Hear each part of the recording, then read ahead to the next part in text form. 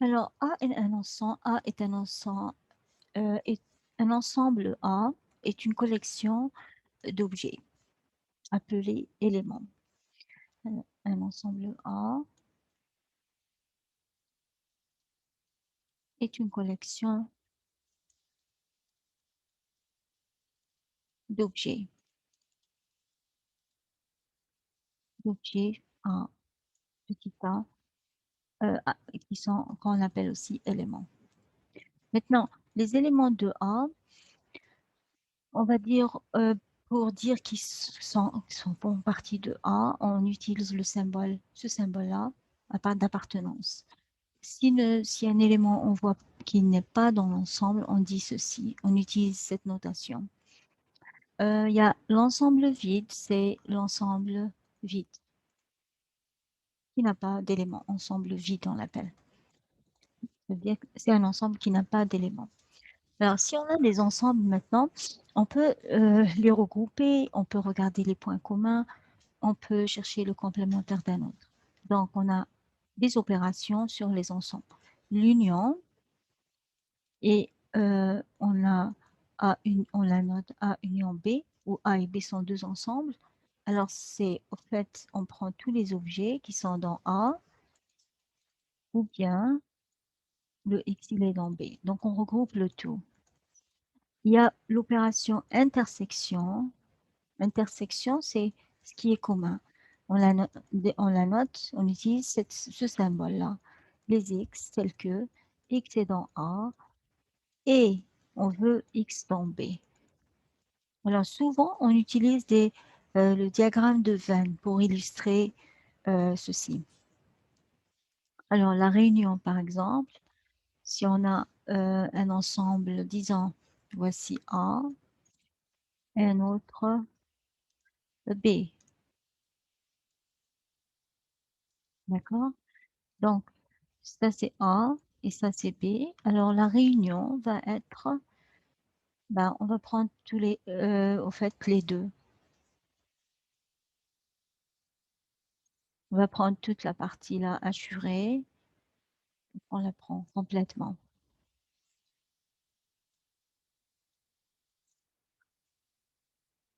Changer de couleur.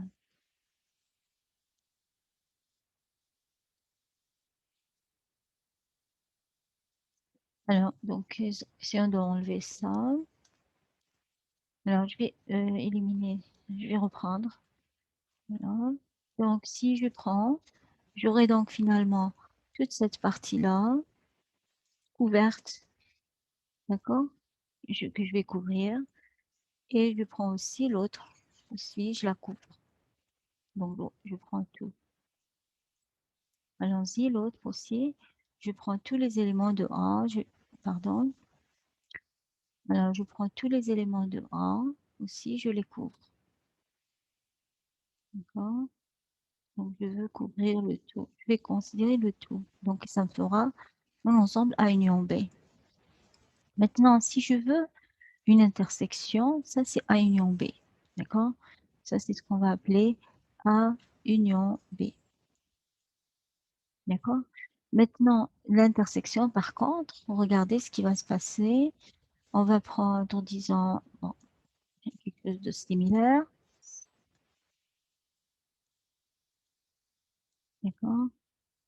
Pour l'intersection. Un autre.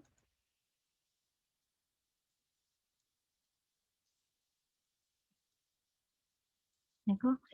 Et maintenant, ce qu'on va prendre, si ça c'est A par exemple, hein, je vais noter en noir ici, ça c'est A et ça c'est B. Alors mon intersection, l'intersection A inter B, va être plutôt représentée par, alors choisissons la couleur, une couleur de analogue, comme tout à l'heure, ça va être plutôt cette partie-là. D'accord? On va l'assurer, oui, pourquoi pas, comme ceci. D'accord? C'est celle-là, le A inter B. Voilà,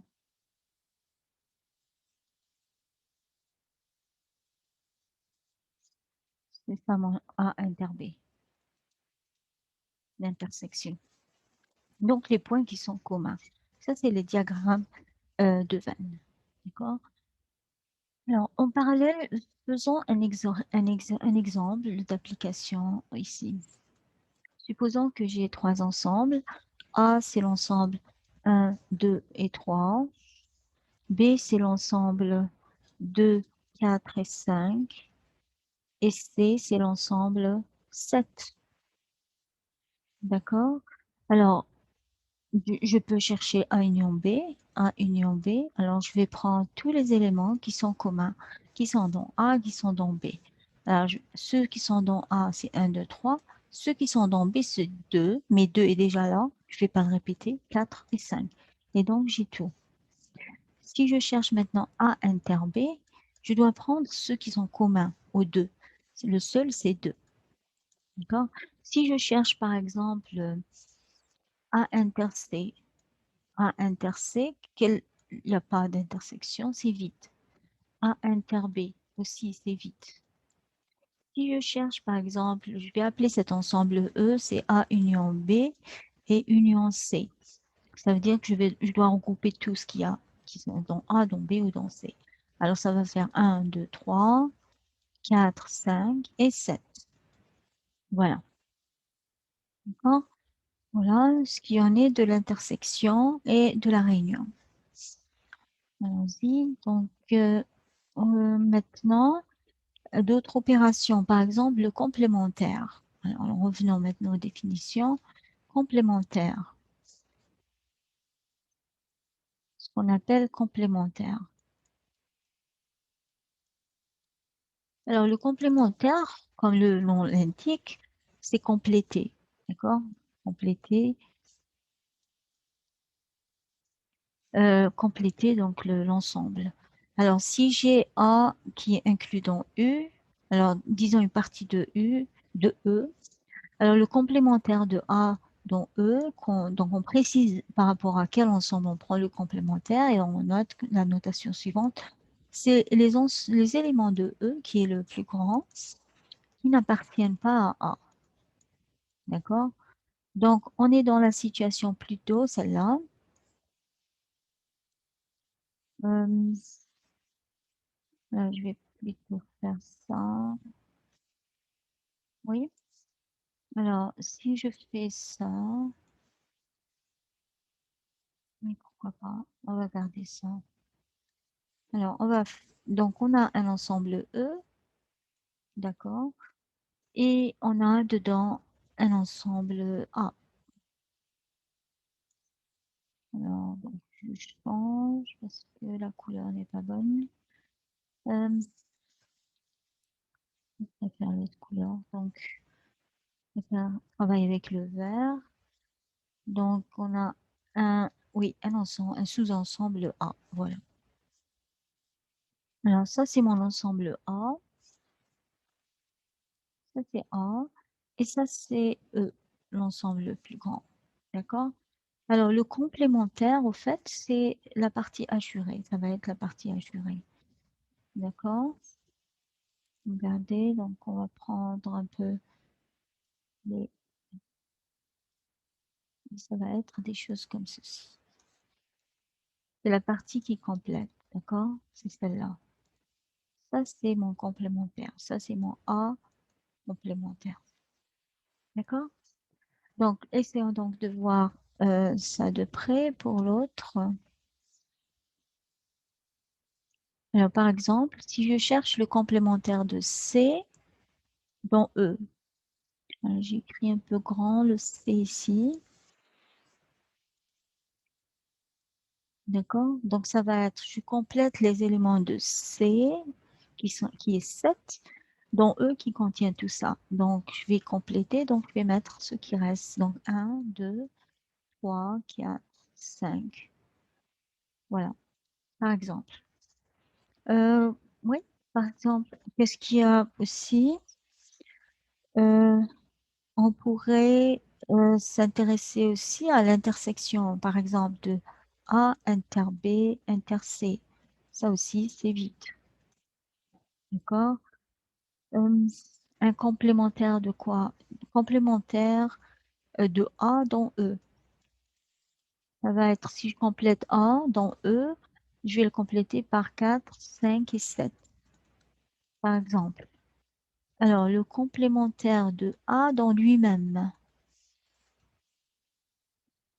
Alors, avec quoi je vais compléter? Il n'y a rien, donc c'est le vide. D'accord? C'est parce que je dois prendre les éléments de A qui ne sont pas dans A. Eh ben, il n'y a pas d'éléments qui sont dans A qui ne sont pas dans A à la même temps. Donc, c'est vide. Voilà. Alors, maintenant, il y a un autre ensemble. C'est le produit de deux ensembles. On va rajouter ça ici. Le produit. D'accord? Produit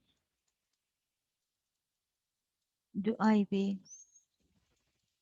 Alors, on le note comme en utilisant le symbole croix, B, et c'est l'ensemble des couples AB, où la première composante du couple, elle est dans A, et la deuxième, elle est dans B. Et l'ordre est important comme ceci. Donc, par exemple, ici, si je veux trouver A croix B, alors ça va faire beaucoup. Alors, on va faire plutôt A croix C. Ça va être donc 1, 7, 2, 7 et 3, 7. Si je veux C croix B, ça va faire 7, 2, 7, 4 et 7, 5. D'accord? Quoi d'autre? Et aussi, il y a un ordre, de l'ordre dans ordre entre les comparaisons. Un certain ordre, c'est l'inclusion.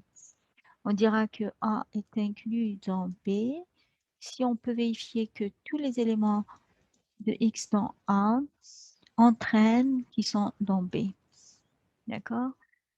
Et si on a A inclus dans B et B inclus dans C, alors on peut dire que A est inclus dans C.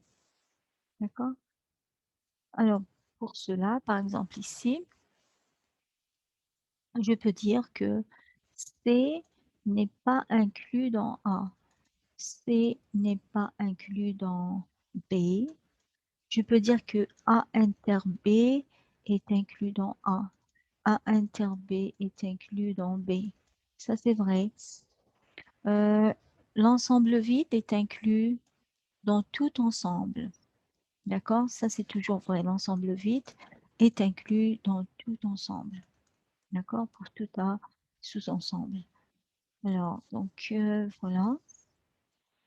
Avec ceci, je pense que donc on a revu en gros les propriétés les plus importantes. D'accord? L'union, l'intersection de deux ensembles, le complémentaire d'un ensemble, le produit cartésien, on l'appelle de A et B.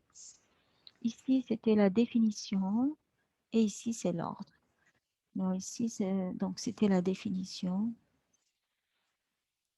D'accord, la définition. Voilà, en gros, euh, les propriétés qu'on a vues aujourd'hui. D'accord. Donc là, c'était l'exemple qu'on a vu ici. Voilà. Donc là, ça, c'est les diagrammes de Venn, on les appelle aussi. Voilà, essentiellement, c'est ce que on voulait une petite révision sur ça.